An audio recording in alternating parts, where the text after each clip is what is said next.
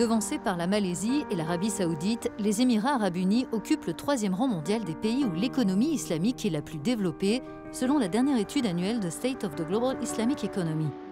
Ce pan de l'économie implique que les entreprises et les systèmes de financement et d'investissement soient conformes aux textes sacrés et aux préceptes de l'islam. Bienvenue dans la zone économique du Dubai International Financial Center. Au sein de ce hub pour les affaires dans la région, deux formes d'économie cohabitent. Sa version conventionnelle et sa déclinaison islamique qui comporte 3 domaines clés, la finance, les produits halal et les activités liées à l'art, au tourisme et à la mode.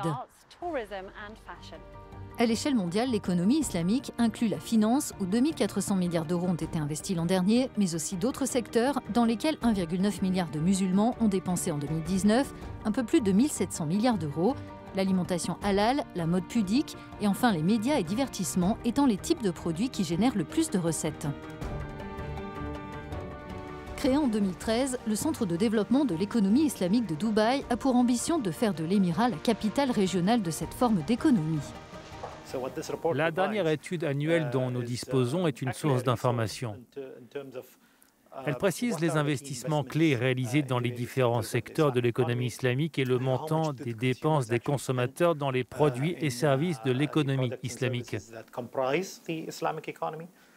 Donc c'est une mine d'informations très intéressante pour les entreprises, mais aussi pour les gouvernements en vue de connaître les tendances. Selon un rapport de TechSci Research de 2018, le marché de l'alimentation et des boissons halal aux Émirats devrait dépasser 4,63 milliards d'euros en 2022. Une population musulmane plus nombreuse, une hausse des revenus par personne et un e-commerce en plein essor figurent parmi les facteurs qui font croître la demande. Autre élément qui y participe, l'acceptation de plus en plus grande de la nourriture halal chez les non-musulmans.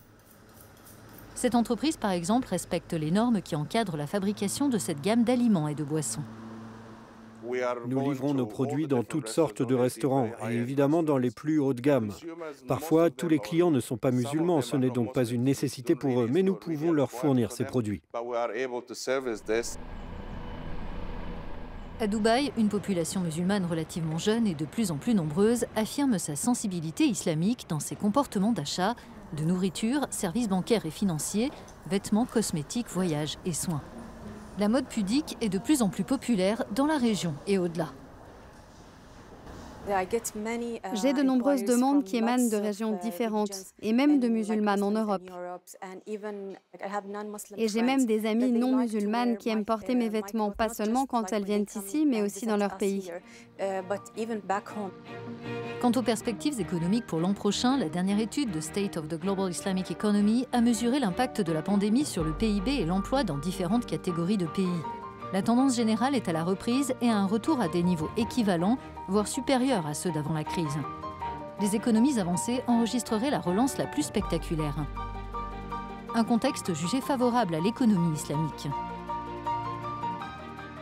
Dubaï est à la première place mondiale en termes de valeur totale des obligations islamiques cotées sur le marché. Des soukouks sont émis pour financer de nombreuses initiatives qui contribueront à la reprise.